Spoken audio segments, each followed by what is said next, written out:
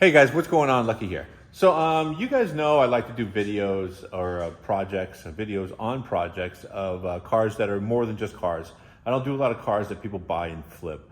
I call them extended family members or family members of cars.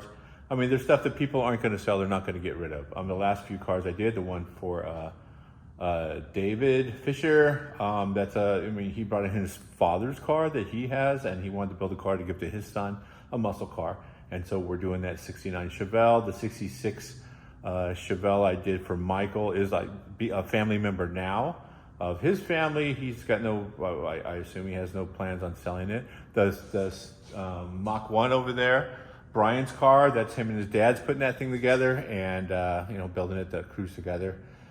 Here's the new project. So this truck belongs to a guy named Andrew, who got a hold of me. I don't even know how he was given my number. I think through a shop that I do work at.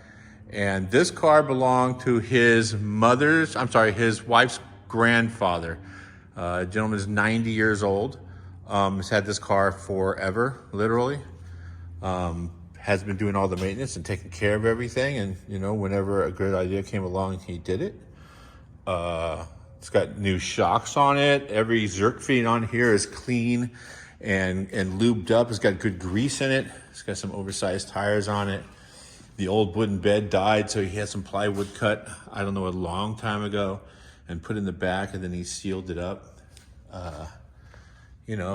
Cool stuff, like the blinker stopped working, so he got the aftermarket blinker switch and just bolted it to the column and rewired it. It was a 3 on the tree, now it's a 3 on the floor. This thing is a cruiser. Doesn't really want to change anything other than the fact that as a family member, he wants to, make it so his family can cruise it. So we're going to pull the body off, redo the frame, suspension, brakes, brake lines, tire, drivetrain, motor, and transmission.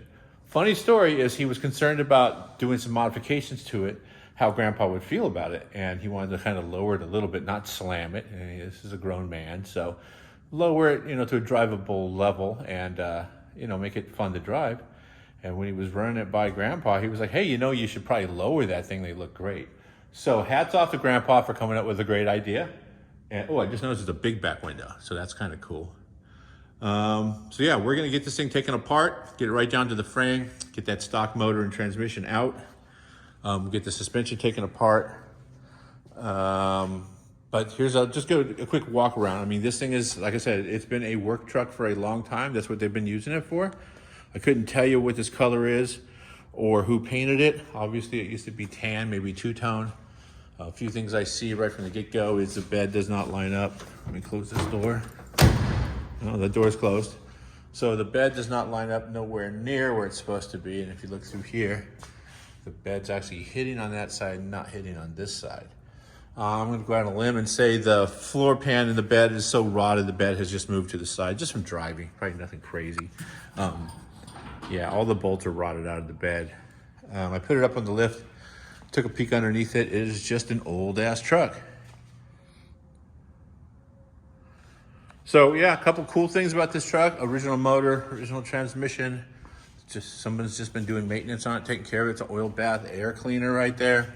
It's got a road tube run down, dragging on the ground probably. It's got the cool Henry's roofing tar. You put it on with a spatula or a putty knife back in the day. And that would keep it nice and quiet in the engine compartment. Henry's roofing tar. Definitely give it a shot.